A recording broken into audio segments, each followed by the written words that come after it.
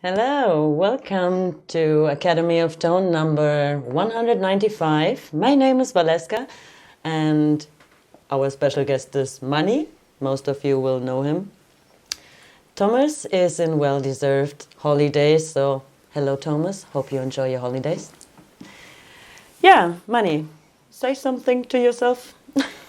I think something it's to myself or something about myself. about yourself. Sorry, I think you are the fifth time here today. Oh, I think More might be even more. I'm not quite sure, to be honest. But yeah, it's not my first rodeo. So, I can say so. More times than me. Yeah. Yeah. I think that's a fair assumption. Yeah. What's to say about me? I'm kind of a regular Professor Metal. Yeah, Professor Metal. That's what Thomas calls me. I never asked for this, but you go with what is given. I'm a regular guest in the show, I would say. I've done the most iconic riffs series with Thomas up to this point. There's still at least 2 episodes to come, at least, depending on how quick we get through the episodes. But yeah, other than that, I'm the lead guitar player for a German thrash metal band called Godslave, a local thrash metal band called Godslave, and I don't know, I helping out wherever I'm needed, basically. And yes, I'm very proud to be part of the BluGuitar family, and always happy to lend a helping hand in the matters of metal. And it's great because we know us since about 20 years, 17. I've been yet at least 17 years, I think. Yeah. Roundabout. Yeah. We know each other from the local metal scene, from the band Godslave, but before you had other bands. We know us from the practice room or some parties. From the rehearsal room and parties. Some concerts. Yes. Some yes, drinks. It's like always the usual faces you see there. Yeah. Yes. Okay. Yes, and then we actually we rehearsed in the same building in Saarbrücken. Yeah. Yes. I was with a kind of progressive metal outfit named Celesta at the time, and you were already playing bass guitar in Systematic Eradication. In a death and roll band called Systematic Eradication. Yeah, I remember. Yeah. It's the local metal scene in Saarland, the part of Germany, who's the country of Germany, the smallest country of Germany, and there was a big scene of the metal life. Every weekend there were other concerts and metal shows. Yeah, discos, bars. Back in the days. Yeah. Back in the days. Yeah. Nowadays it's gotten a bit quieter, I think. But around the time I got into the scene in like 2004, 2005, there was, as you said, like every weekend there was at least one show, and that's where you knew all the people from. That's where you met people. That's where you found out you couldn't drink as much as other people. And it was a good time. Nowadays it's gotten a bit quieter, but our local area, Saarland, still has, I think, measured on the density of the population. We have a very high density in active or inactive metal bands. There's some local heroes. Some might not actually know that they are local heroes. There's a big band. Some of you might know. She's called the band is called Powerwolf. Might have heard of them. Actually, guys from around here. Then there's right now there's some friends of ours who've been active in different bands already from Surrender the Crown. They're becoming quite popular right now. Then there's my little band, and yes, but there's there used to be so many different bands in different genres, and the real problem in our area isn't to find musicians. Actually, it's actually more difficult to find a rehearsal room or a drummer. I think that's a usual problem. Yeah, you're right. And you're playing the Iridium Edition from BluGuitar. Yes. So since when you're playing this amp? Because we want to start to play the Iridium Edition with systematic eradication, and I heard, you are in the BluGuitar family, so Manni is in the family. Great. So let's ask him. How long? Since when? I think it must be at least 2019. Oh. I think I played since the... beginning of... Since the beginning. Actually, Thomas brought one of the first production models to my rehearsing room, because the local scene, there was somebody who knows somebody who knows somebody, and our rhythm player, Bernie, called me up and said, hey, listen up, our friend Gregor he got a question from a guy named Thomas Blug. Do you know the name? And I said, yes, I know the name. And he said, he was developing a metal amp. And I said, well, nice, because I knew of the silver edition. I played it back when it came out. I gave it a shot at the 6 and 4. Yeah, and I would say it's cool package for the size, but it was back then I found that the modern channel was not that tight, and I knew that Thomas was working for another amp company, a local company, and I always found that their amps were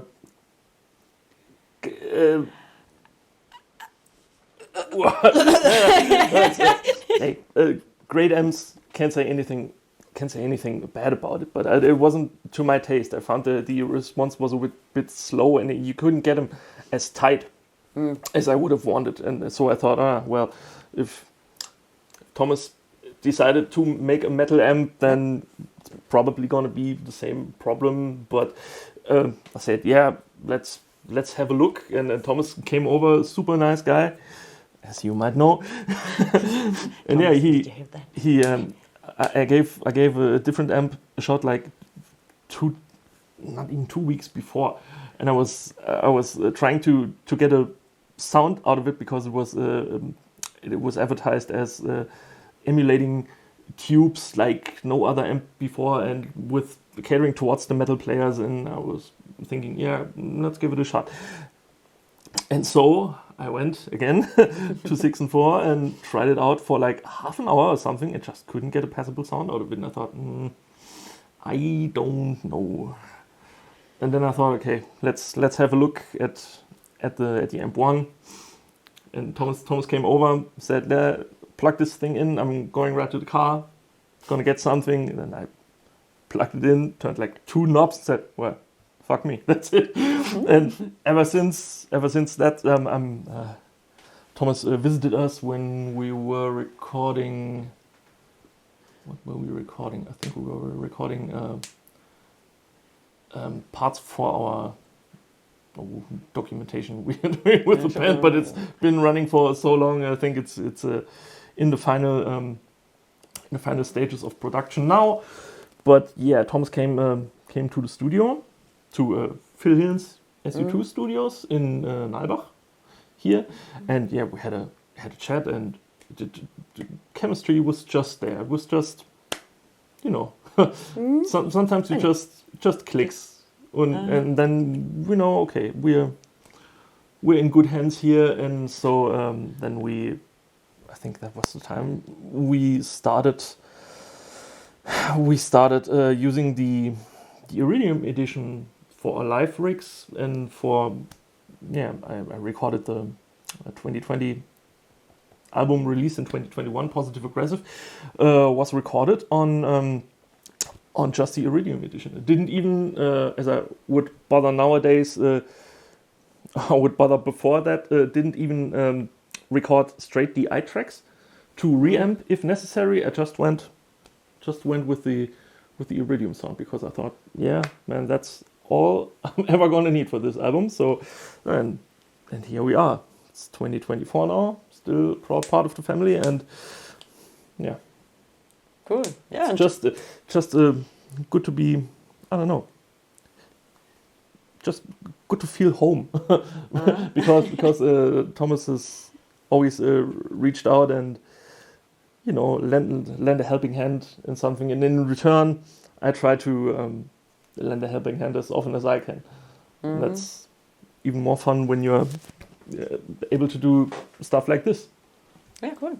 Okay. Yeah, today you can explain about the AMP1, the settings, yes, the sounds, and later we want to try to imitate some sounds. Yeah, right? We try to approximate some sounds. I think. Okay. Sorry. It's imitation is the biggest compliment you can give to a certain degree. And so yeah, the AMP1, the Iridium Edition, as the Mercury Edition are super versatile amps. But who am I explaining this to? You already know it because you wouldn't be watching otherwise, I guess. Yeah, and you can pretty much get in the ballpark of any iconic sound. I think I would say you can have, from the classic characteristics of a Mesa rectifier up to the tight response and high gain of an Engl amplifier, and the classic Woody Marshall sounds. I think it's all inside this box here, and that's a neat thing. I myself, I'm mostly using the modern channel for the rhythm parts, and the classic channel for the lead sounds, because the you can set the channel volume to different levels. So you can use the preset mode to switch between rhythm sounds, lead sound, and clean sounds, and that's actually all I'm using for live purposes. I've got one clean sound, I've got one rhythm sound, I got the lead sound, which I boost with a compression pedal, which is actually now in this spot you can't see, but for the sake of simplicity, I'm just using my Iridium here. So I hope that our band guitar players from Systematic will join this Academy of Tone, and hope it will help our band. Your tips? I think. Yeah. I think it might. It's pretty. I would say it's pretty difficult to get a shit sound out of this amp, because it's. I don't know. It's if you dial in anything at 5, you're pretty good to go for most styles, and that's an awesome thing because you can tweak. And the custom tone controls was one thing that really sold the amp when Thomas showed it to me, because you can blend different. You can basically blend.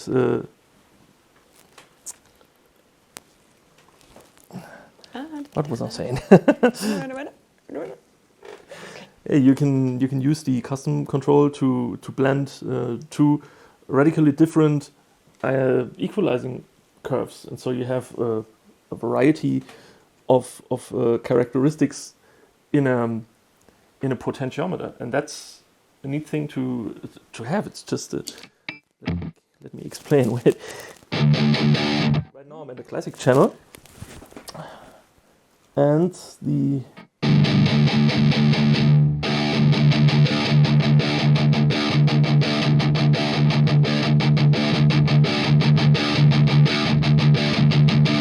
depending on what you're looking for in a sound, you dial in the basic characteristic you want with the custom control, and then you dial the freeband equalizer as you see fit, depending on the cab you're using, depending on the guitar you're using.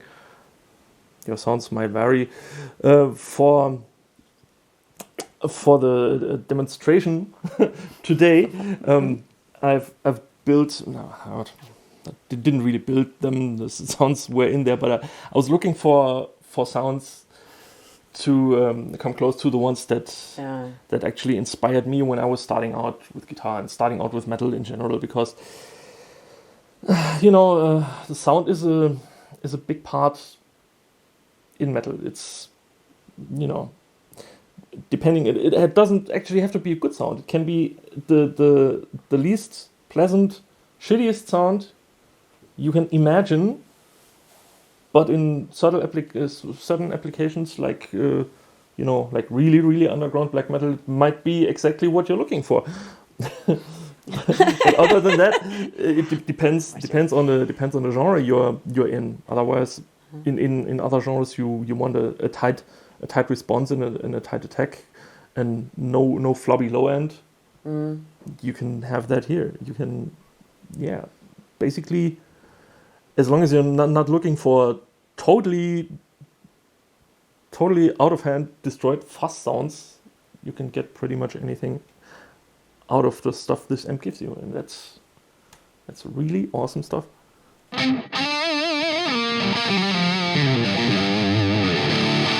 Right now I'm somewhere. I was trying to approximate the Black Album sound by Metallica, which was achieved by using different combinations of amps and guitars, like triple tracked guitars, rhythm guitars, one center, one left and right, and they were using, I think they were using the Mesa-Boogie Mark II C+ back then, still back then, around the time of the Load and Reload albums. They kind of went on and tried some of the rectifiers which were coming out at the time. I don't know, it's a name one sound more iconic than the Black Album sound by Metallica. There's a reason why this album has sold so many copies and is still a landmark heavy metal album to this day. Okay. Yeah. I think we're getting ahead of ourselves. Yeah. Because we actually wanted to have a chat where we two come from a musical perspective. Do we? Yes, we do. Yes, well, so I prefer the death metal sound and all of that, but I see a notice from you. Megadeth is very cool. Exodus I like too, and some songs of Slayer I like them pretty much. Yeah, there's some songs. Some songs, really good, yeah. And how did you get started with metal? I think one of the first was Metallica. And Roads, Bloody Roads. Yeah, Sepultura, ne? And that was some of my favorite bands. But I think I started with Metallica and very old stuff from Scorpions. I was a child in kindergarten, and I loved stronger music before every time. That's cool. I think it's an idea of my parents. It was an idea of my parents to show her daughter, hard music, hard rock, metal, and so. Yeah, I'm blessed. The hardest thing I ever found in my parents' record collection, I think, was my father's copy of the Stormwatch album by Jeff Rotal. And the thing struck me because there was this cool artwork with this giant polar bear trampling on a oil rig or something. But just, you know, you see this and think, oh, that's kind of neat. But other than that, nobody ever, you know, my mother was listening to, I don't know what my mother was listening to, was listening to anything my father would listen to. And my father was a country musician. So from the very early beginnings, I was raised on fast-paced music, because he had a knack for Irish folk and stuff, with like fast banjo and fiddle runs and stuff like this, and the bluegrass stuff. Bluegrass is still, in my opinion, is the thrash metal of folk music. Because it's cool. It's like the it's just I don't know. It's music that's melodic and fast, and I don't know. I think that's kind of the way I was introduced to driving music. I think, because when my first real introduction to metal, to proper metal, was Metallica, because my father was he had an apprentice in his bakery, and at the time I only knew about rock bands. I knew about where Limp Bizkit and Nickelback and stuff like that. I'm this young, yes. it was around, must have been like 1999, 2000, around then. And I asked him, I heard you like rock music too, and how do you what do you think about this and this band? He said, go.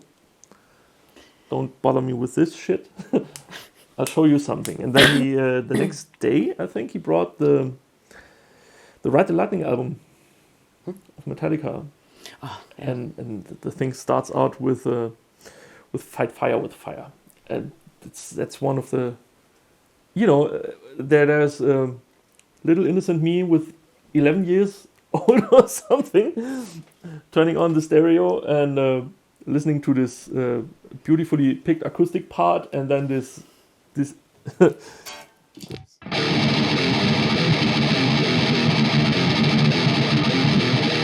shit you not, that was the moment I realized, okay, this is exactly my cup of tea.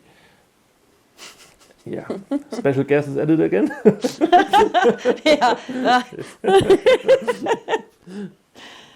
Yeah. So today we have a dog with us. Max is my dog, the newest member of BluGuitar.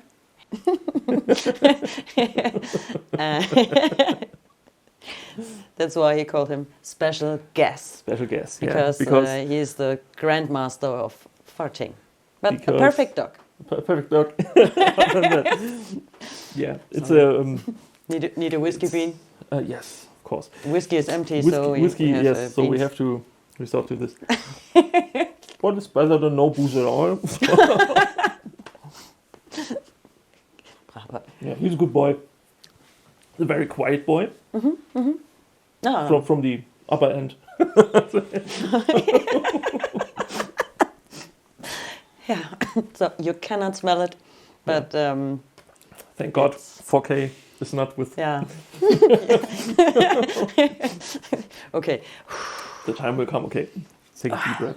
Yeah. So my introduction to metal was through Metallica, and for a good long time, that was all I could think about when I heard metal, because I really didn't know anything else existed. So my horizon musically was pretty, you know. It was the moment. Not like. And then sometime after that, after I progressively gotten the back catalog of Metallica, then suddenly there was a band called Megadeth. I thought, oh, that's cool. That's the former lead guitar player of Metallica.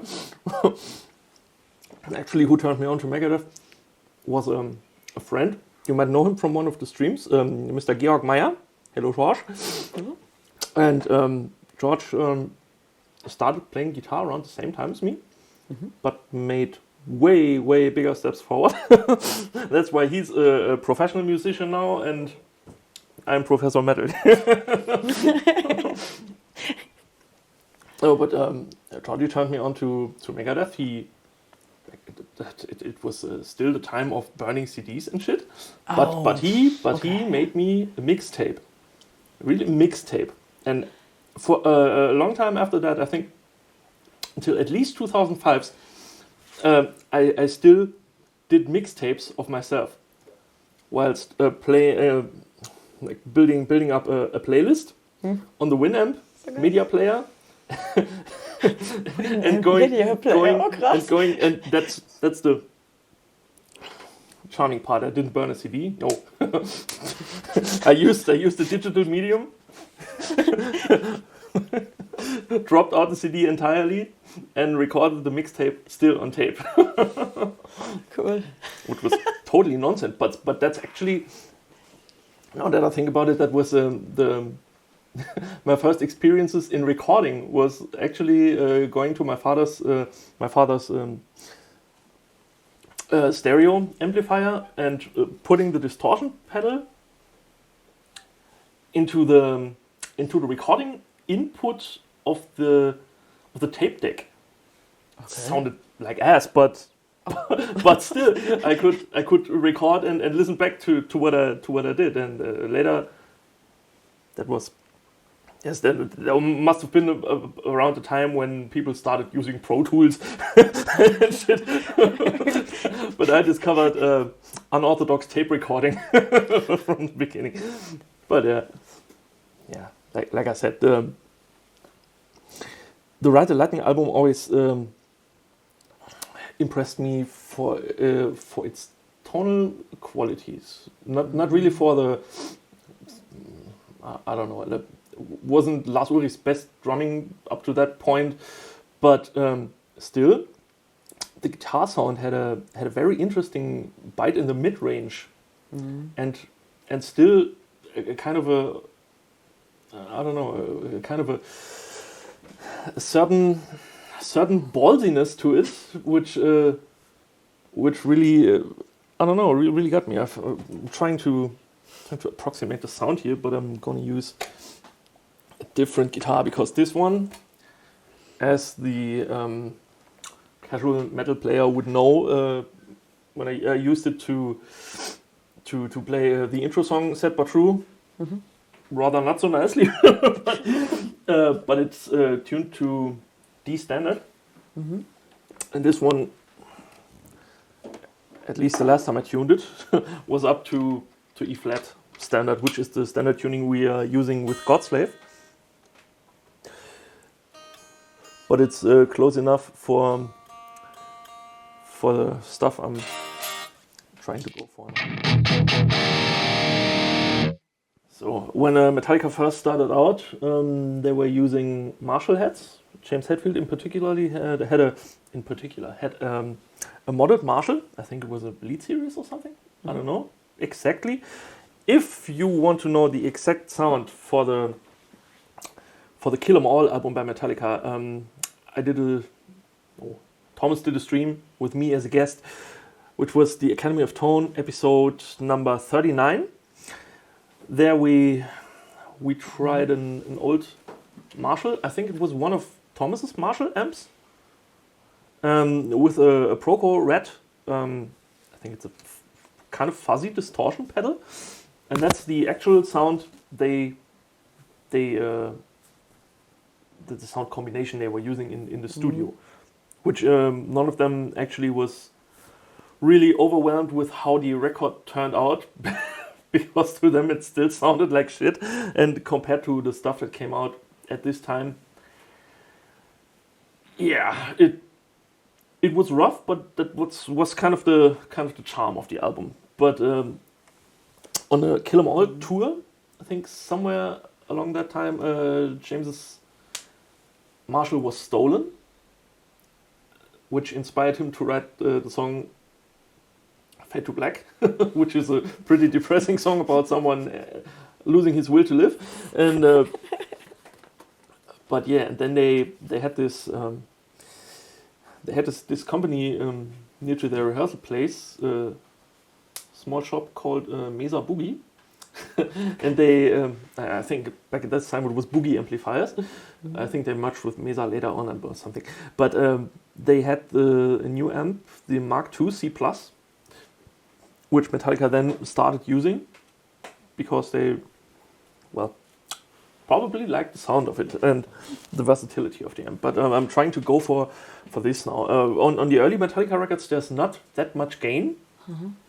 like you would think, but it's pretty, I don't know, it's a pretty clear sound, still pretty ballsy, but not mushy, just in your face. So let's have a look. I'm going for the Rider Lightning. If you want to go for a Mesa sound, I'd recommend the classic channel. Let's have a look where I dialed it.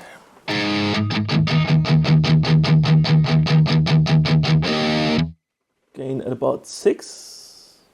Is that 6? I don't know. Bass is pretty much up to 9.5 or something. Mids were a bit scooped, but not that scooped, I found. But since I did the sounds with the headphones on and no load attached to the amp, might be complete bollocks. But we will see. We're trying to go from what we have here. 6.5, the treble.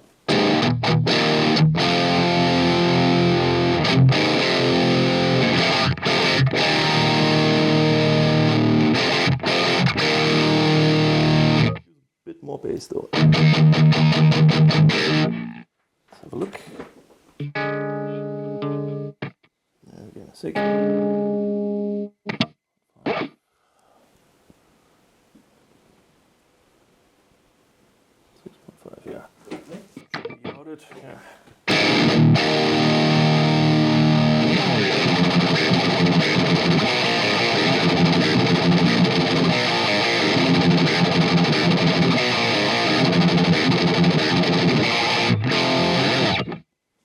See, it's not actually that much gain. But depending on the velocity of your attack, you can get a bit more punch out of it.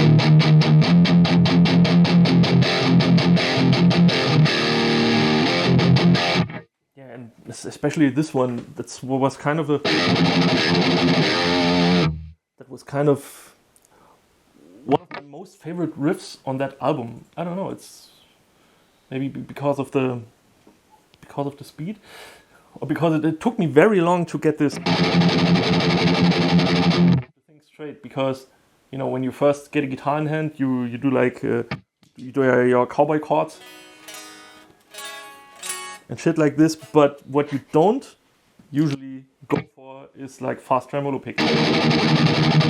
But that's one of the cornerstones of metal music, of thrash metal music in general. So yeah, at some point you have to get it down. And I remember when I was doing,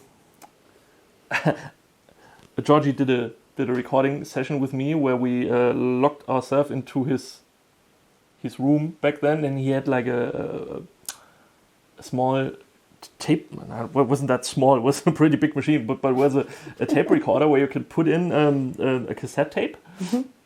and then you would have two, I think you had 2 channels on each side of the tape, so you could record for like, I think 45 minutes or whatever the measurement on the tape was, and we recorded. He had a drum machine, I think a Roland drum machine or something, and then he programmed the drums for, I think we did, yeah, mostly Metallica songs. We recorded Devil's Dance from the Reload album. Mm-hmm. I think we had a cover of So Fucking What on there, and if I'm not mistaken, could well be that we even tried to do Wherever I May. No, whoever I may roam, for whom the bell tolls.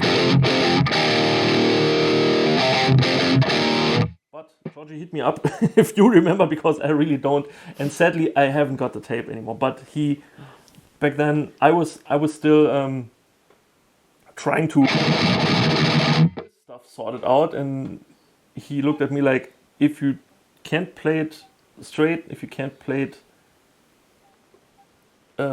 pretty and accurate, don't play it at all. I was like, go fuck yourself. but no, actually he was right, and that's exactly the push I needed to sit down and get this stuff done, because I wanted to do this but couldn't. Apart from the fact that I was playing a really, really cheap Strat copy, which you don't use for such music, but nevertheless, he was a extremely fast guitar player at the time, even back then when he was like playing for 2.5 or 3 years or something. Just phenomenal guy. And he was like shredding all over the place, and I was busy like... That's the real first recording situation I ever found myself in, which was, it was fun. Fun fact, his mother and my father were bandmates. That's how I know him. So much for in the Saarland music scene.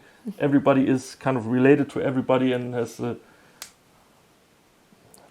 don't even know. even me myself, having played with my father in certain bands, with ex-band members of his from this country. It's feels a bit like Alabama, but yeah. So yeah, and then as I said, the first thing I heard was Metallica. Then there was a long time for me where I just figured out, okay, let's get the back catalog together. Actually, the last album I bought, and the last I was getting familiar with, was Master of Puppets. Mm-hmm. Believe it or not, because I knew songs like Battery, the opening song from the Master of Puppets album, from the live recording at from the S&M album with the symphony orchestra. Mm-hmm. And I thought, oh well, that sounds more like what I would expect from a band like Metallica. So little did I know that was at this time 13-year-old song from their most appreciated album. And then, as I said, I got to a Megadeth. And Megadeth was all technique. It was impossible for me to play at the time, but I gave it a shot anyway, because what would you do? Let yourself be defeated by not being able to play something. No, that's something I started in the last 3 years or something, because I'm getting old and tired. But back in the day, I still had to drive to go and push myself. I still push myself today, but in other directions. Yeah, and then after Megadeth, I discovered there was a band named Slayer. And that's, the holy trinity of thrash metal right there.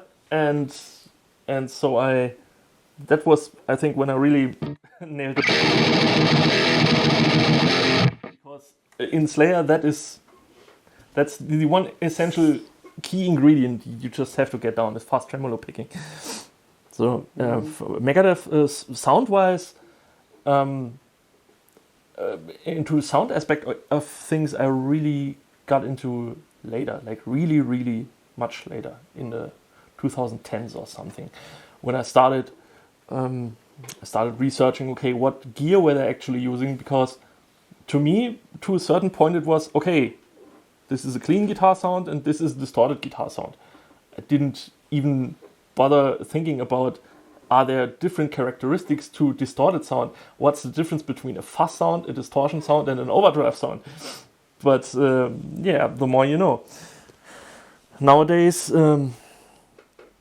what I like doing is taking old amps or old sounding amps and pushing the natural characteristics of those amps with different overdrive pedals, which were introduced to me by my brother, because he bought a Mercury edition and he has built himself like I don't know, it looks like a fucking spaceship, a really, really big floorboard with different kinds of distortion modeling effects and not modeling, modulation effects. Mm-hmm. And by watching him experiment with this stuff, I'm still learning at the moment, but what can be achieved by combinations of pedals and amps, and selecting, building different gain stages and using a pedal's tonal footprint, if you want, to shape the sound before going into an amp and giving it just that last push.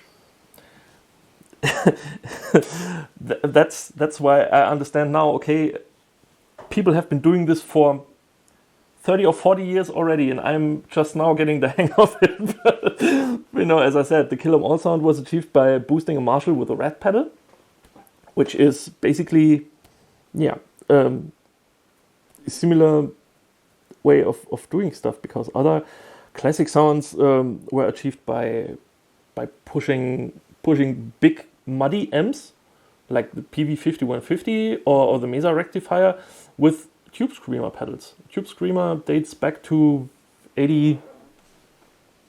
Yeah, ask Thomas.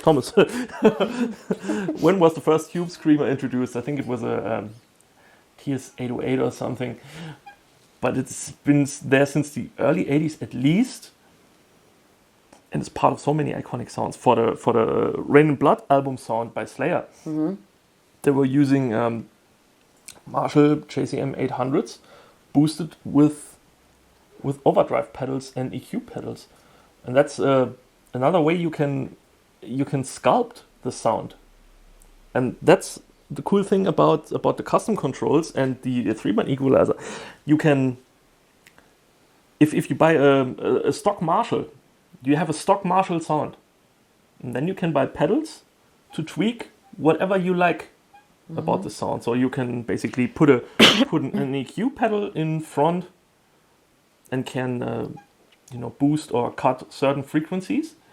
But with the combination of the 3-band equalizer here, the boost built into the Iridium and the custom tone controls, you have such a variety of different combinations. You can sweep from different amp characteristics, if you like, and then add a boost or add even more gain or dial back this frequency or push this frequency.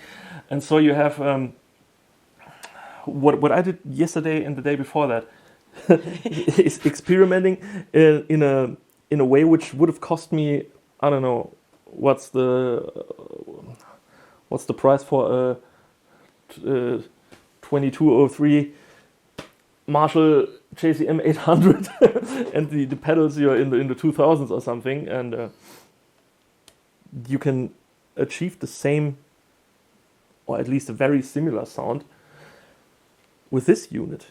And that's even more impressive now that I really had to sit down and come at it from a user perspective, because of course I'm a user since 2019, but in Godslave, as I said, I've got my rhythm sound, my lead sound, and then the amp is on the stage, back in the board, on stage, back in the package, back in the rehearsal room, but it never really got to experimenting with the sound. But yeah, long story short, let's try to dial in a Rust-ish sound.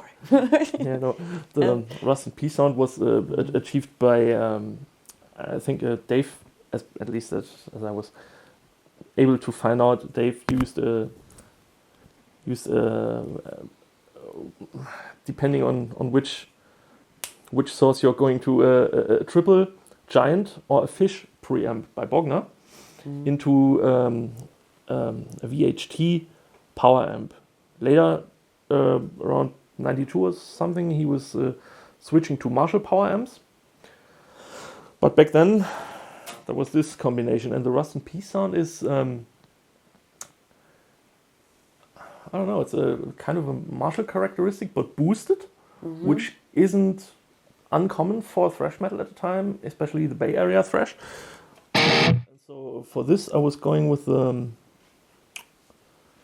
don't know, I thought what it was probably the closest to it. I got with the modern channel actually, which, if I'm not mistaken, Thomas modeled after kind of an Engl sound. And Engl amps have this particular mid-range and the ability to focus and dial in this really nice mid-range. It's a British sound if you want to break it down. But yeah, I've found this worked best. I'm doing all this here with the master on 10 because then I have a steady one steady knob. I don't have to dial with them, and because 10 is, you know, as high as it will go.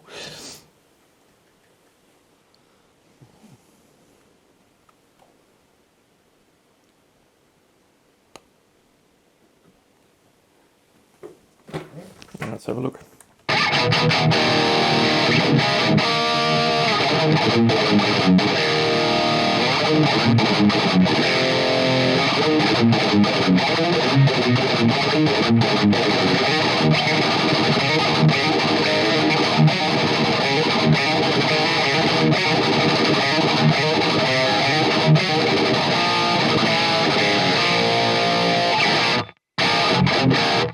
That's this dry attack. It just, that's the fun thing. Let's have a look. It's actually quite where I left it. Yes.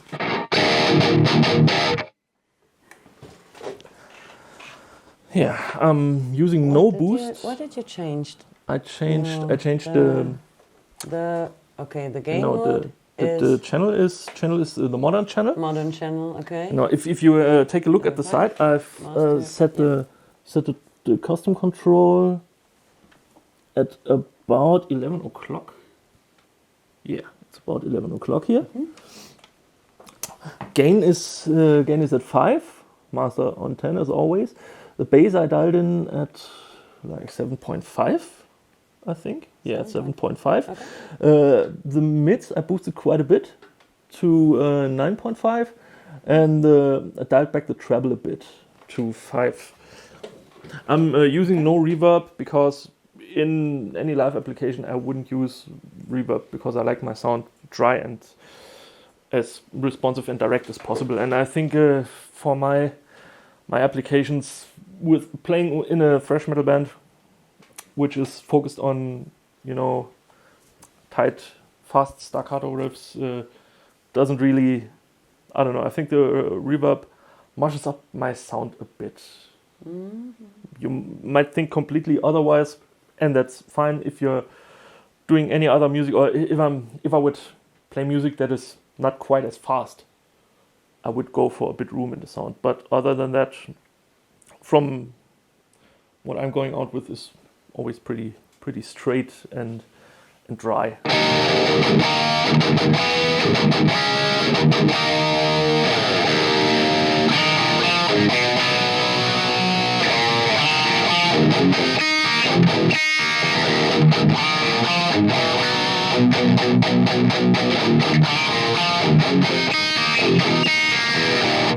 And that's such a neat riff because it really forces you to get your finger placement and your damping technique right, because you have this.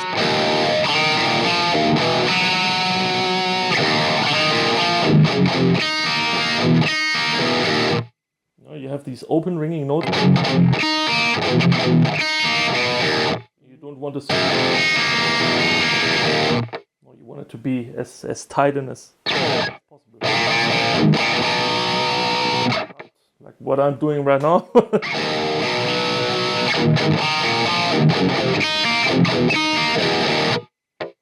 That's the cool thing about Megadeth. It's always, you know, if Metallica was a really good starting point for me for figuring out riffs, and at a certain point in time I didn't even need any tabs or something, because I learned the Kill 'Em All album, the Ride the Lightning album, and big chunks of the Injustice for All album by ear. So at a certain point, you get to know the player you're listening to, and that's the point where you can approximate. Okay, what did he probably think about when he was writing this riff, or how would he move usually when playing such a riff? And that's when you can kind of foresee where where the riff is going next and what the technical capabilities and the usual licks and usual positions the stuff is written in. And if you got this down, then there's, if I take for example the recent Metallica album Lux Eterna. Sadly, I can't name a single song of it because it was not that memorable to me, but it won a Grammy, so it must have done something right. But it's no big deal to learn a song by ear if you know the band for a long time, because chances are they found the thing they're good at and stuck to it. What is difficult is to imitate Kirk Hammett's solos, because Kirk is a very very spontaneous player nowadays. So that's there's kind of an unforeseeable quality to his solos, and sometimes I just can't even follow what he's thinking about. But in the end, I don't know. He gets the job done, and there was a controversy some days or weeks ago about something he said, when he said the guitar solo is dying out because listeners don't really care for guitar solos, and everybody was losing his shit, losing their collective shits by saying that's a need coming from Kirk Hammett, who can play guitar straight for like 20 years or something. But it pains me to say, but he's right. The usual listener doesn't really give a shit about a technical guitar solo. The usual listener is, from what I can tell, more interested in melodies and hook lines. And speaking of listeners nowadays, I don't know, you have to target your music to the right audience, because if you're trying to go for mass appeal, I don't think the masses will ever appreciate a great technical solo when you have stuff like dup, dup, dup, dup, dup, dup, dup. No, everybody can sing along, because that's what will be remembered. That's sad, but that's a reality all we technical players have to face at one point or another. Bit nerdy. Yeah, so, but that's it's okay. It's just, yeah. Yeah. Going from that, that was this must have been about 2001 or something, and then I slowly started to branch out into other areas of thrash metal and other bands in general. I got like 50 riffs or something, but what really pushed me was trying to understand different bands, and up to this day, I can't really say I really understand what Dave Mustaine was going for with Megadeth, but it's a hell of a lot of fun to play and to listen to, because it just throws you a curveball every time. And I don't know, it's a completely crooked way of thinking about the instrument, but that's charming about it. Yeah, I should stop this probably loud. But yeah. Other than that, I was one song that really, when I was starting out, my parents moved to an old kind of farmhouse. Wasn't really a farmhouse. It had a barn beside it, but I don't think it was a farmhouse. It was an old house, it was like built in 1820 or something, and we moved there. And I didn't know anyone in the area, so I had nothing to do for the better part of a half year or a good year, from when I was 15.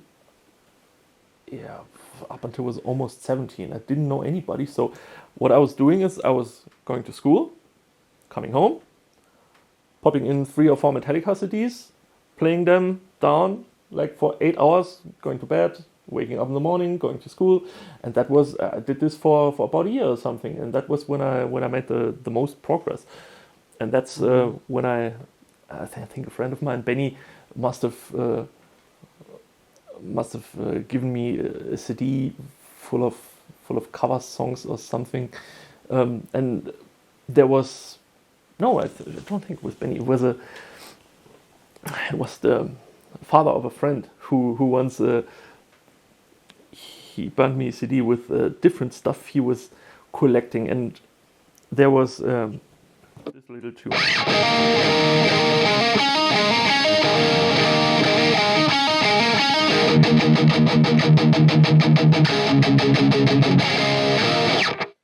Yeah, that was one of those things on the CD, and then I, as I said, made myself mixtapes, and later on when I discovered you could burn CDs, not go the route via tape, I made myself some practice CDs, as you would go nowadays and do a practice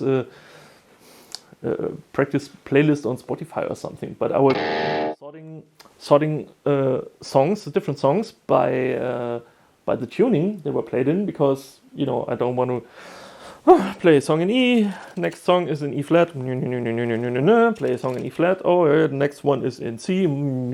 Also, I was having different CDs for different tunings, and that's when you learn the intricacies of tuning, because Metallica changed tuning after the Black album. They started to play, first I think they started to do it live, because they were on this very extensive tour for 2.5 years. In support of the Black album, and when they came around to record the Load and Reload albums, they tuned half step down, and then further onwards they experimented with different tunings altogether, like drop C sharp, and the most beloved Saint Engl album with I think it was drop B or whatever they were thinking, but yeah, and that was a road that many bands I think were going at the time, because Slayer at one point started to tune down, Megadeth. I think nowadays Megadeth play in D standard, but okay, the singer gets older, the voice, the chords and the vocal cords don't do what they have done for the last 30 years of screaming, and you have to, you have to maintain the ability to play live. And even nowadays, James is using, I think on the latest albums they used mostly E standard tuning, but for live they still use E flat tuning because it's easier on the voice. That's something to keep in mind when you're in a band and your singer is struggling. Maybe you try tuning down. Yeah, as I was saying, there was lots of stuff I discovered at this time. For example, this one's one of my favorite thrash songs ever. Before I ever really knew what differentiates thrash from other metal genres, it's a tune by Sodom. You know Sodom? Yeah, klar. Of course, you know Sodom. At one point in time, I think, for sure, before I joined the band, but Godslave did open up for Sodom in Saarbrücken at one time. Yeah, Sodom, they were famous for playing Engl amps at the time. I think I'm pretty good with the modern channel here, but I'm going for a bit more boom in the sound. Where is it?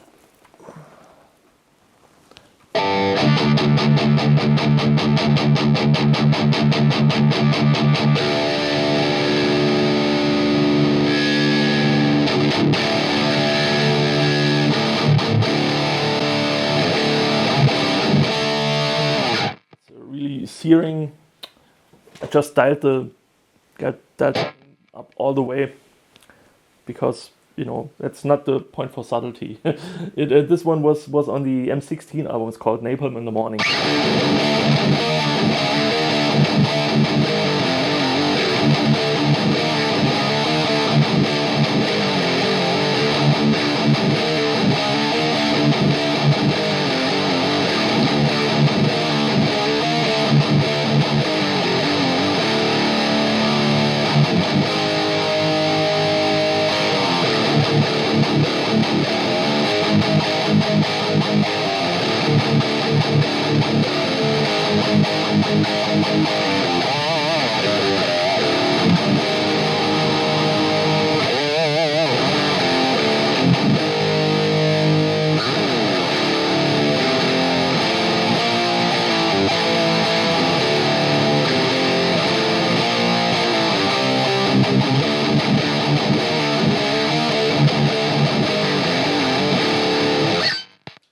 So we are still in the modern channel? Yeah, we're still on the modern channel. Now I've engaged the boost. Boost is dimed up to maximum. The tone is still at 11 o'clock, I think. Yes, I'm turning it right now. Yes, that's about it. Yeah, that's comparing this to, the old Metallica stuff. You could play it with the sound, but it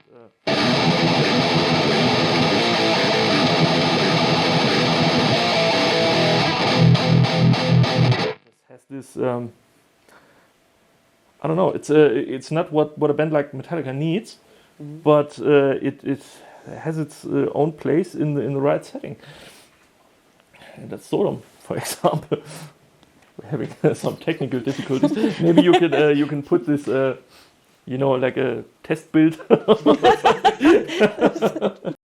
must have been around 2003 or 2004 when the friend I mentioned earlier, Benny. Hello, Benny. He was one of the first metalheads other than myself I was getting to know. And that was funny because he was also just getting started. He was having long hair and stuff, but we discovered all the different branches of metal together in a way, which was fun because up to that point I haven't heard about Megadeth's old stuff. I only knew the Rust in Peace album, and I think it is the World Needs a Hero album, which was their last album before Dave Mustaine quit Megadeth and reformed Megadeth in, I think, a span of 2 years or something, but it has something to do with a nerve injury in his arm, and big drama. Didn't think he could pull it off and would ever recover from it, but yeah. Good thing he did come back because for their 2016 album Dystopia, he got his first Grammy, which is more than earned, I think, because Dave Mustaine is it's just a cornerstone of heavy metal music, and the man deserves his Grammy. That's just the way it is. And Benny was listening to different stuff because his uncle was listening to online radio metal radio stations and shit, and he came up with all those different bands I haven't heard about, like Rhapsody, and then at one point there was King of the Kill by Annihilator and stuff like that, and I was like, oh yeah, cool, that's nice, that's new stuff I haven't heard before, and I'll go and dial back the gain a bit. Whereas Annihilator is more, I think when I think Annihilator, I think a bit about actually kind of a Marshall flavor.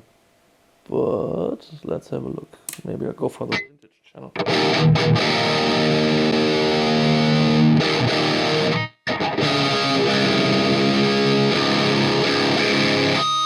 As we all did at some point, we experimented with drop tunings.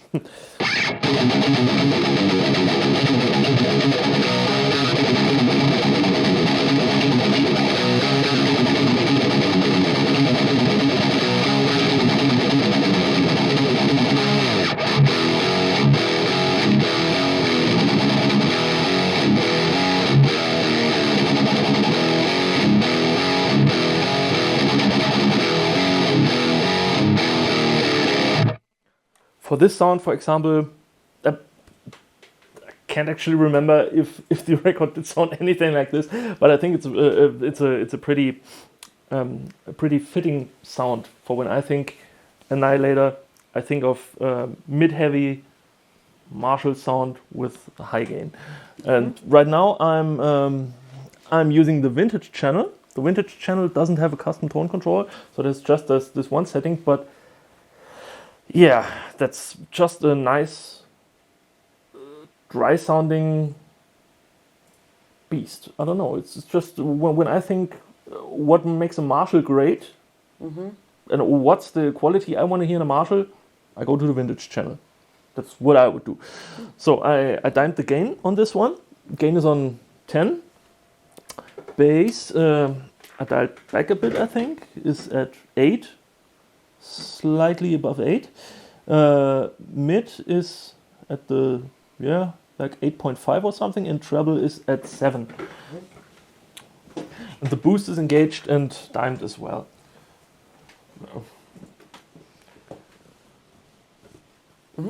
It works. It works. Yeah. Yeah, that's must have been the time around 2004. And around this time, I got into bands like Halloween, but I think I got into Halloween a bit earlier than that. And yeah, Halloween is also one of those bands. Sascha Gerstner of Halloween actually plays in not an Iridium. He's playing Mercury Edition in AMP1. Yes, yes, and Halloween was one of those bands. Kai Hansen, the godfather of European power metal, you can call him. And yeah, Halloween was one of those bands. It was, for me, it was, I haven't heard anything like this before, because when I thought fast music, I thought Metallica and Megadeth, but I couldn't imagine fast music with such a high degree of melodic content and stuff. And that was the time I fell in love with European power metal especially because, you know, Halloween is one of those bands, always big choruses and sing-along passages, guitar duels, harmonies and stuff, and I thought, man, that's the shit. And that was right about the time I found Blind Guardian. Blind Guardian is one of my one of the big loves of my life in a musical sense, because Guardian is I don't know, they in the early days they combined in the early days they pretty much tried to be kind of Halloween, but a bit rougher around the edges. And later when they really found their sound, that's gonna be controversial, depending, because for me the iconic Blind Guardian albums start with Somewhere Far Beyond. Somewhere Far Beyond, Imaginations from the Other Side, and Nightfall in Middle Earth. That's where most people drop out, because Imaginations was the last good album by Blind Guardian. And I really do love the Night at the Opera album. And people are gonna stone me for that, but I don't give a shit, because that is, by looking at Blind Guardian, you look at a band constantly evolving and constantly trying something new. And, you know, that can be a good thing. If you're Metallica and you're trying something new, people are gonna hate you for it. People are always gonna complain, that's not the next Master of Puppets I was waiting for. You know, for like how long has it been? '85. Master of Puppets came out in '85 or '86. It's and still people bitch about them not writing another album that sounds exactly like Master of Puppets. Yeah, and I think okay. They have done other stuff, you know. And there's bands, if you really want to hear a follow-up album to Master of Puppets, listen to Break the Silence by Heathen. It's what Master of Puppets in the eyes of most people should have been.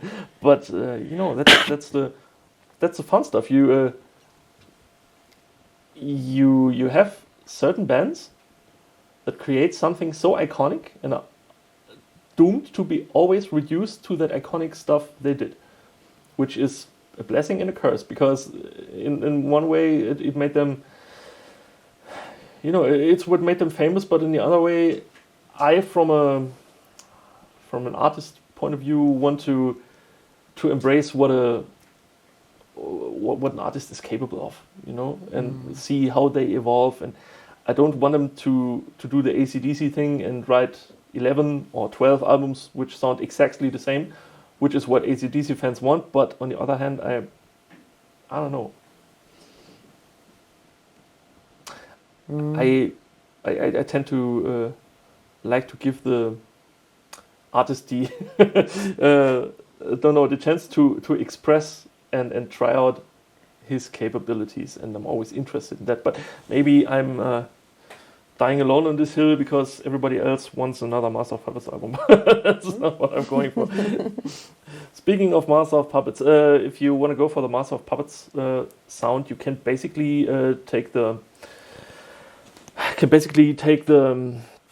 Ride the Lightning approach from earlier. And I think the Master of Puppets it's quite the same sound, I think. Just the production, I think, is a bit different. I think they were both times in Denmark, in the studio of Flemming Rasmussen, where those two albums were recorded, and they were using the Mark II C+ into the power section of a Marshall, I think. At least that's what I've heard. But you know, you can go and Google for yourself, because Flemming actually kept the records of how he mic'd up the amps and what was the settings and stuff, and that's always neat. You know, browsing through forums and musician boards and digging up information about sounds, and that's basically what I'm doing when I'm going for the iconic riffs stuff. Or for this, I'm not just taking the riff. I'm trying to take a look behind what the player was playing at the time, what was the gear he was using. Actually, Kai Hansen nowadays uses the same pickups as I got in this guitar. It's a bare knuckle Juggernaut. Kai Hansen always used to play the classic EMG 81, I think, like Metallica did, and like Zakk Wylde did, and like they all did. But nowadays, it seems to me that a lot of the old players are gravitating more towards passive pickups instead of active pickups, which is nice, because I always was a fan of, you know, active pickups since I ever got my first guitar with the EMG 81, 85 set in it, and I thought it was the gold standard. But then sometimes you just take a different guitar from someone else who's got stock passive pickups in a Gibson Les Paul or something. You think, that's something I haven't heard in a long time, and you don't do the Obi-Wan Kenobi thing. And I nowadays I wouldn't go for active pickups, and yeah, it depends on the application still. But from what I'm doing nowadays, I'm just using the passive stuff. So, where do we go next? I don't know. Yeah, but From our regional scene, there are some more iridium users. So in your band is the other guitar player, Bernie? Bernie, yes. Bernie is playing iridium too. So you have different settings? I think Bernie goes a bit more for the low gain stuff. I have to compensate for doing the leads also. So I've pretty much got the gain dialed up all the way, all the time. But I got to stop this. Bean? No, thank you. Okay. Yeah, Bernie was using a PV6505 beforehand, but the thing is like a bag of bricks because it's just extremely heavy.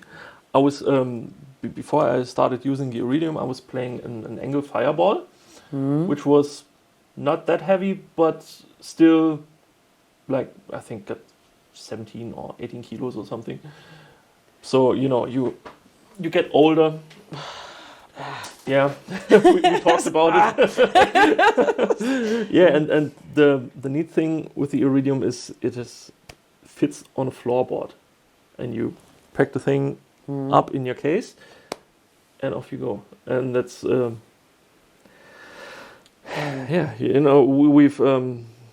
we've started using in-ear monitoring systems a few years back, and the pretty thing about the Iridium and the Mercury Edition is you have a recording out or a headphone out, which has an IR.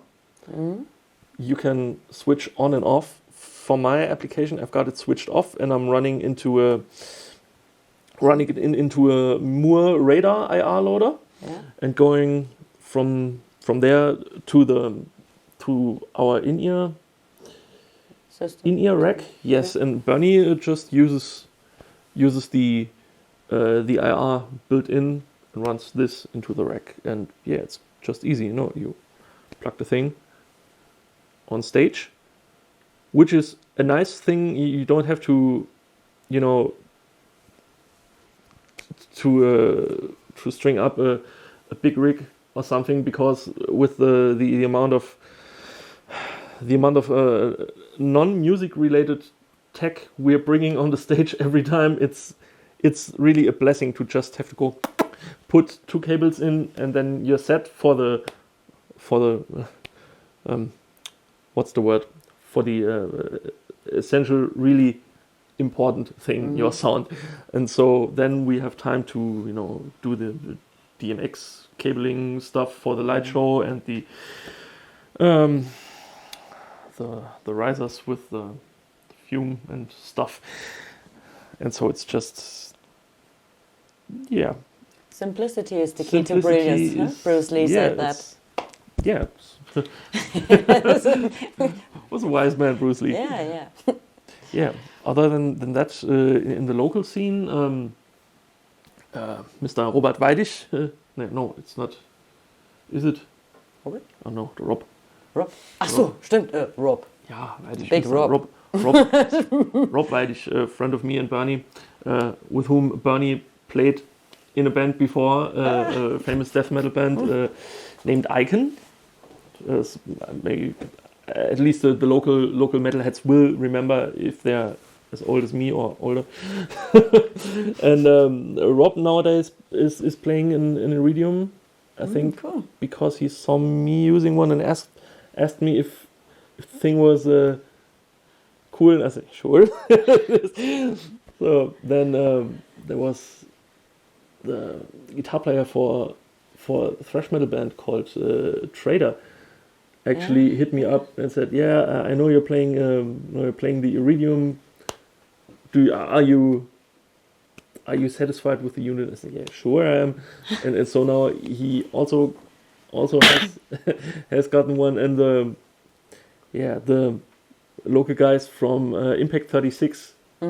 Last time I saw them in Saarbrücken in the DFG, where you were playing with Systematic Eradication. At least one of the guys has an Iridium on his board, uses it with a Spark clean boost, I think, for the lead sounds. Yeah, the yeah, the unit has made a name for itself, and I'm happy to be one of the one of the first guys who got to playing around with it, which is cool. Yeah. Speaking of local bands, what bands were you in before Systematic Eradication? Oh, Systematic Eradication was the second band, and the band before. All Fall Down, but it was a time for and Repain, 1 or 2 years, not so long. But Systematic is my family, so we are together since 2007. Yeah, I think so. It's been a quite long time. Yes. Yeah. All right. And sometimes I had a short job in other bands, so we had the same. It was Infinite. Infinite, Power metal, my friends. Power metal. I always loved Infinite from the very beginning because for me it was the perfect combination of the melodic approach of power metal, but with the rhythm and musical approach more of a thrash metal band. So I don't know if they dubbed themselves power thrash at the time, or if we in my old band Bad Idea did, because that was when I started out. Bad Idea was the band of a friend of mine, Mr. Christian Schmidt, and Schmidty, you know him. Other people know him as Dr. Geek. Nowadays, he's playing punk rock, and back in the day, the Metal Schmidt. Fun fact: I got to know him in the place I live now in Mainzweiler. Nein. Yes, I was. My cousin is from Mainzweiler, and I spent a lot of time there. Actually, before. Max is woken up again. Benny wasn't actually the first metalhead I knew beside myself. It was Schmidty. But it was about the same time. Yes, and awesome. Schmidty had a band called Bad Idea, which they aptly named because they had no better idea for a name. And I was fascinated because there was a guy playing guitar. He also liked Metallica. He liked Iron Maiden. Took me way longer to get to Maiden, but their first demo recording, the Demon EP, I learned it because it was accessible to me, and I had fun learning other stuff. And this was, let me have a look. That's it uses the classic Iron Maiden chords.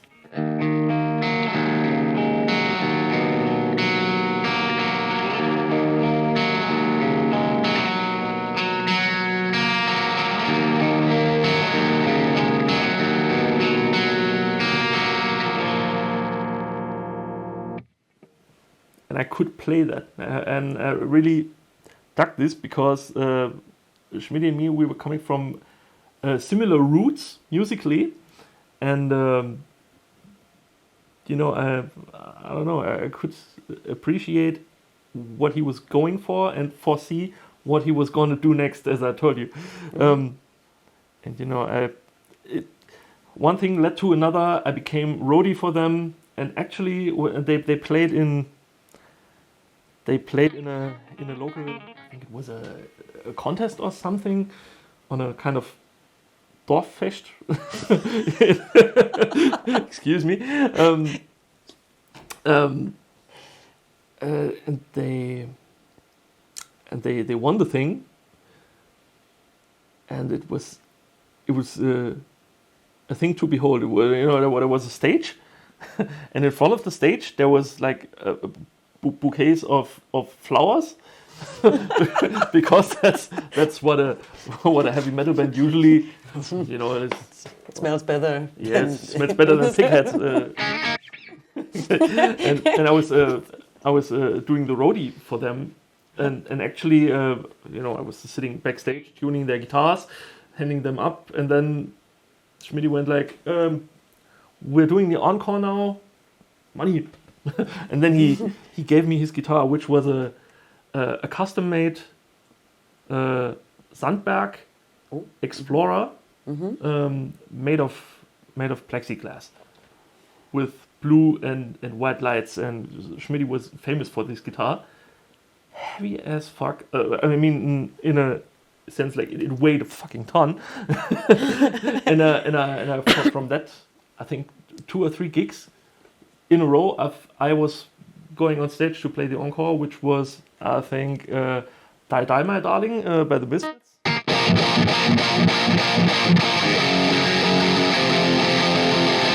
And I think we also did play So Fucking What.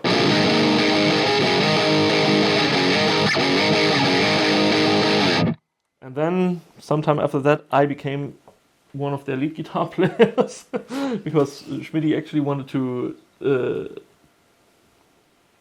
focus on singing. He did for, I think, 2 rehearsals, then decided he doesn't know what to do with his hands. So and then we were one of the few bands in the local scene playing with 3 guitars for like 2 gigs or something until the other guitar player left, and then I was lead guitar player of Bad Idea, and one thing led to another. We broke up because I wanted to go into a more extreme and a more technical direction than the other guys were going, but we're still, for the most parts, friends until today, because Schmidty is one of my best friends ever. And actually I met the old bass player, Christian Junger. Met him 2 weeks ago when I was helping out on bass for Infinite. You too? And it was it's good fun. You know the guys for 20 years, and I was telling him, my daughter is turning 13 now. She's turning 14 actually in a few months, and he said, mine turned 18. It's like, oh fuck, we are getting old. We are really getting old. Yeah, but Infinite, I really one of my favorites. On Wacken. Yeah, Infinite actually. No, there was okay. They won the Wacken Metal Battle in I think 2005 or 2006 or something. I joined the trip. You did? Yeah. It was great. It was amazing experience. Was one of those times I maybe would have enjoyed Wacken, because when I was able to attend, Wacken was too big for me, and nowadays I wouldn't. I don't know. I'm not so much for the spectacle. It's just when I visit a festival, I don't know. Want to go into a hotel and shower after or something that's so unmetal. Yeah. But the time of me stinking around for days are gone, sadly. But not so sadly for other guys' noses. But Infinite had really cool riffs, and up to this day they continue to churn out quality stuff, and that's what I always admired about the guys, that they had a certain musical quality which they didn't fall short. Yeah, one of my favorite riffs of them is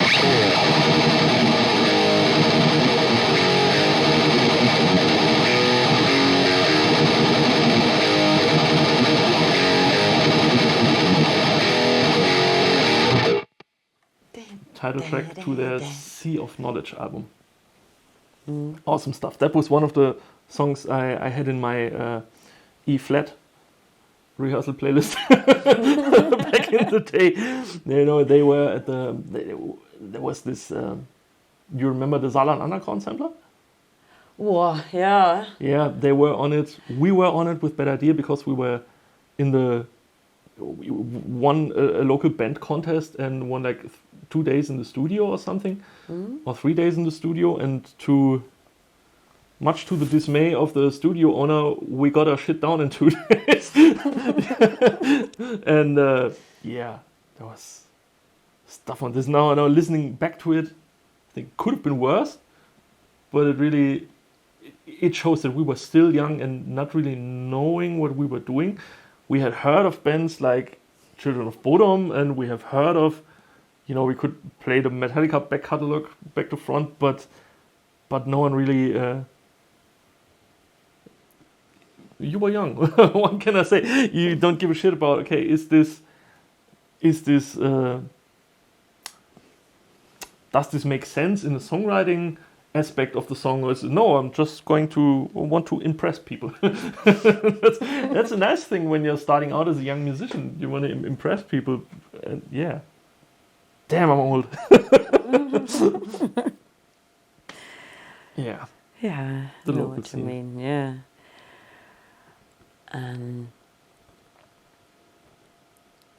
think I remember in another AMP1 user, the Iridium Edition, but they are not from our region, not from Saarland.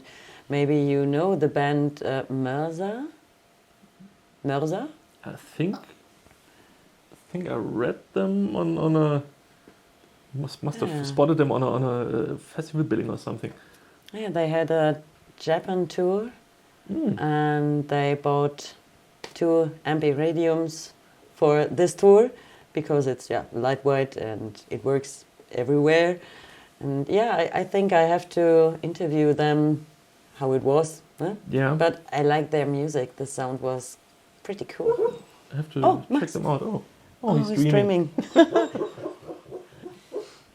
Can you hear that? It's so sweet. Fascinating stuff. You remember Indicator? Yeah, of course. Yeah, Indicator. For a short while, I jammed with Colby and Cool. And seems that part of him is awake again.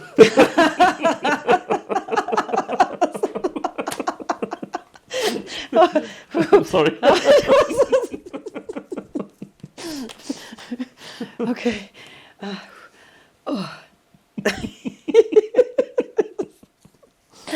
Okay, it's a big dog, yeah, a really big dog, and yeah. A lot of air. A lot of air, yeah. Okay. Yeah, Colby. For a while, we were jamming. I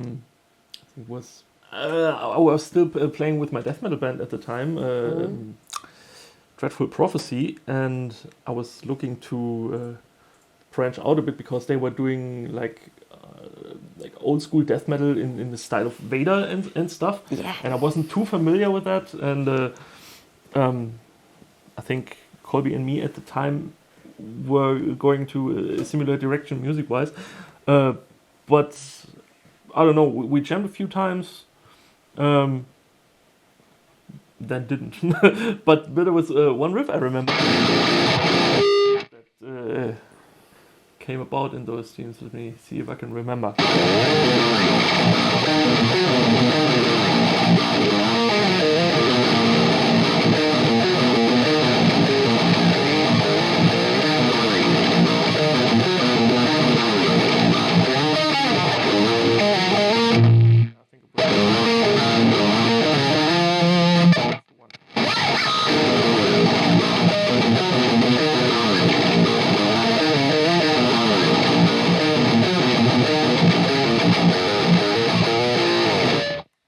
Fun. Shame. Never. No, actually, there was a song going on about it because I was picking up on this riff a few years back. Was writing on a Godslave album, but I realized rather quickly that's a bit too technical for Godslave.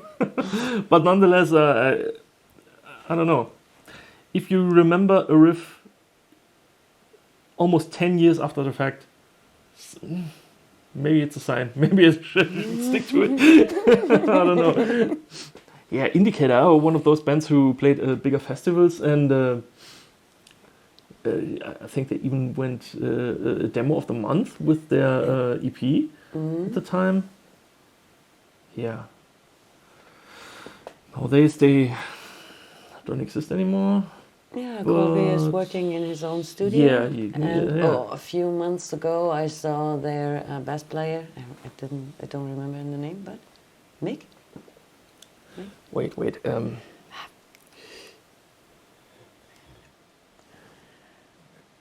Hey, Mick. I think yeah, he I was think it was Mick. he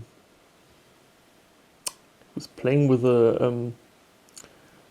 a Native American themed band, or was it no? The Mick?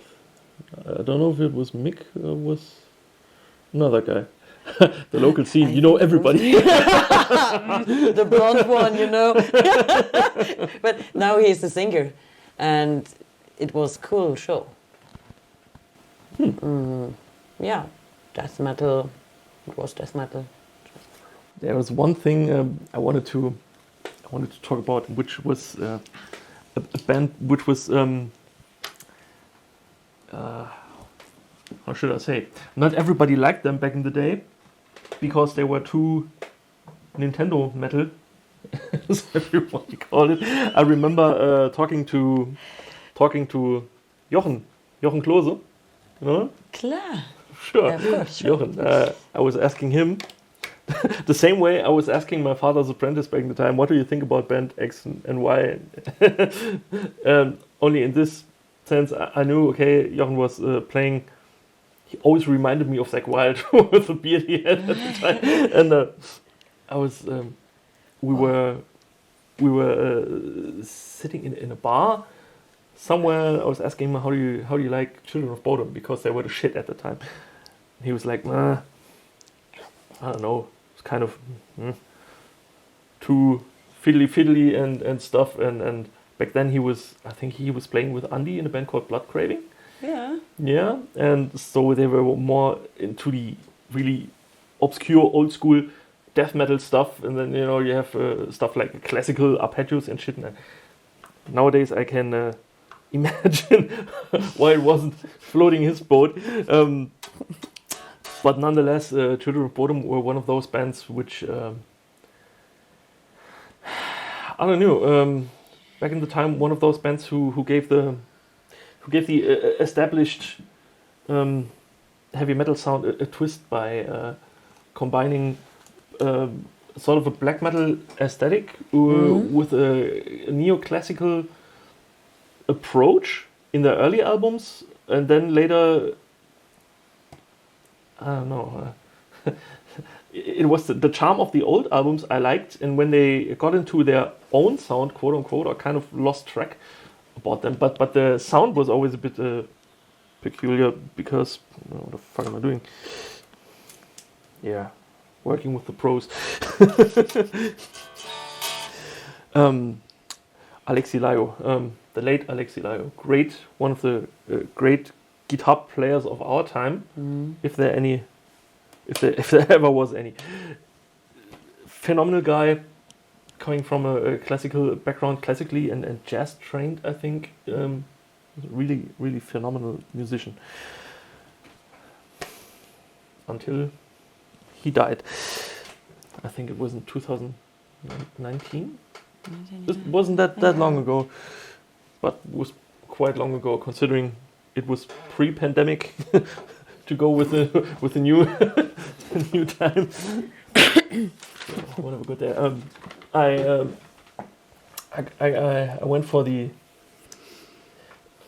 Alexi always used, from my understanding, jumping ship between different amps, preamps and stuff, but the sound was vaguely similar all the time. It was also kind in the vein of the Metallica sound, not so much gain actually, not actually in the amp, because he was using passive pickups, but with preamp boost.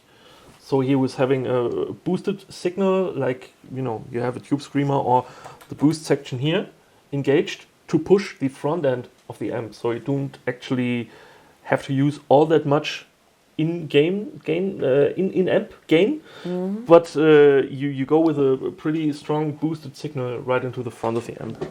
So that's the way I got to this one. What is it? I'm going for the modern channel. The tone is still at around 11. Gain. Gain is about shortly before 4. Bass 6.5. Middle at 7.5. And treble around 5. And that should... Is the boost on? Yes, boost is on. Boost is maxed. Let's see how I did.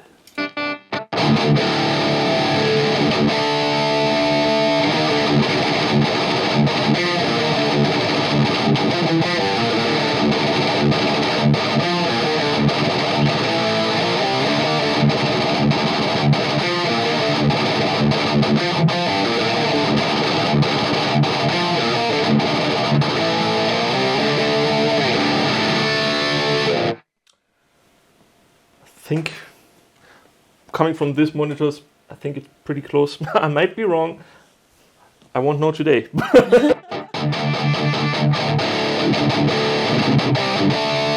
Children of Bodom was one of those bands that pushed the envelope, to use some fancy terms, because they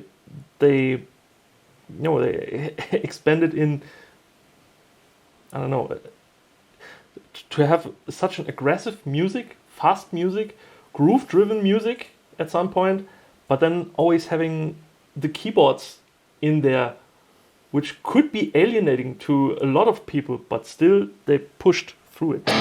And they came up with some of my favorite, or at least one of my all-time favorite dropped riffs.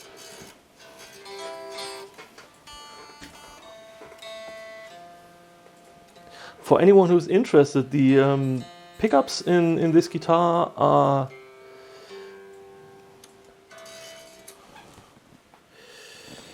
lace deathbuckers, I think,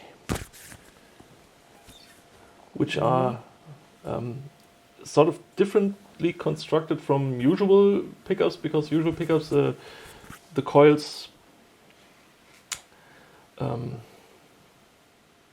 I don't know, those things run with the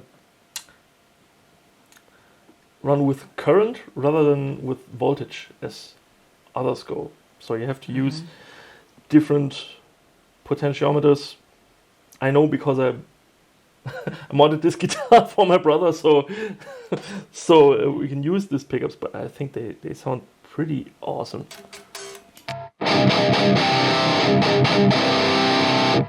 Alexi was using, at least until his passing a few years back, he was using Marshall JVM amps.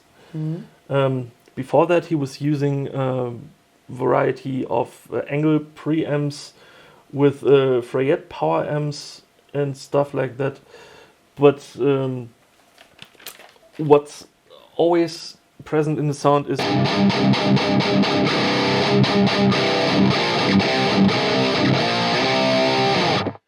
it's it has a certain grit to it, I think. I don't know, it's one of those words you use when you don't really know how to describe it any better. It's something in the, I don't know, I think it's something in the low mids and in the way the distortion, not too much, because it's still a pretty defined sound, but it has a certain punch to it.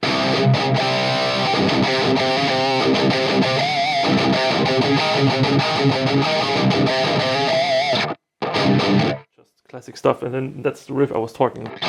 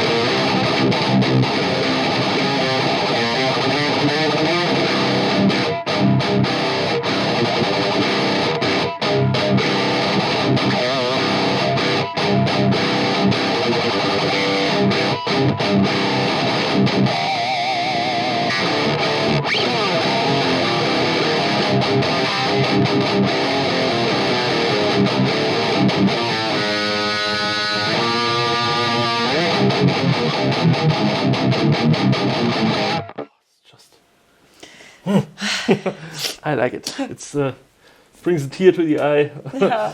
If you're old enough to remember, that was from their 2004 album Hate True Death Row, or was it 2003? I don't know. Yeah.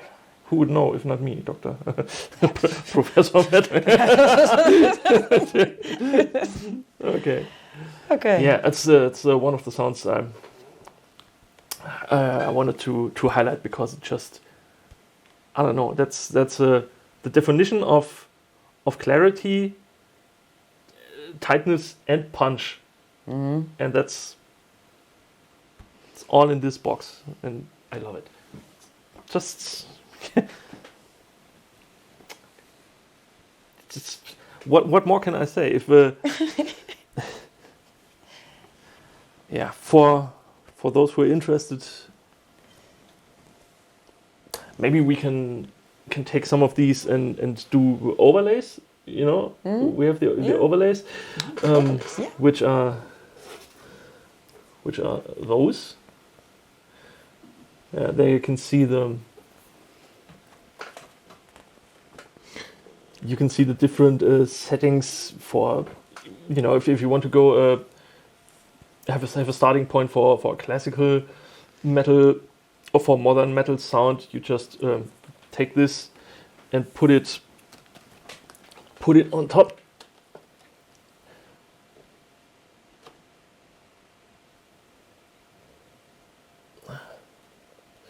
And then you can dial it the way it's there. Maybe if you're interested, someone would consider himself chosen to take the settings I've had here, if you like him, and do some additional things. Maybe there's the BluGuitar with the sound finder where you can go. There you can on the download BluGuitar. it? Yeah, I think you can Download. Yes, it's possible to download. Or yeah, or if you order something. I was checking was checking with which setting you could go, you know, near those settings, but sadly I was short on time, so I couldn't finish that up. But when the stream, you know, when this is up, you can jump to the timestamps. Maybe I'll put in timestamps myself for the different sounds, and you can take them as a starting point if you're interested in those things. Other than that, what more can I say? I'm happy to raise the flag for the Iridium, because it's just it's a sturdy machine, a versatile sturdy machine, and I like having it around. So yeah, you can try this amp, send a message, visit our shop, visit BluGuipedia, and I think that's all for today, yeah? The important thing, at least. Yeah. Yeah. If you got any questions concerning the tones we were using, just drop a comment. I'll be sure to check them out and reply if anybody should ask anything. But yeah. Yeah. So thanks for tuning in today, and I hope you were having a blast, because I sure did. I know who also had a few blasts. Max, mein kleiner Schatz, magst du mal Hallo sagen? Komm. Er schläft. Yeah. Er ist wach. Ja, good boy. No. No, he doesn't. No. I think he's found a comfortable spot. I'm going to find my comfortable spot on the couch later this evening. I think you will too. Yeah, we need a walk together. A midnight walk or something. It's nice with Max. Okay. Okay. guys. Thank you. Guys and girls. Thanks for tuning in. And Thomas, I hope we did you proud. I hope you're having a good time on your well-earned vacation. And I'm looking forward to continue the most iconic riffs section in the coming future. Right now, I'm actually busy recording the better part of the next Godslave release at home, which was a phenomenal idea.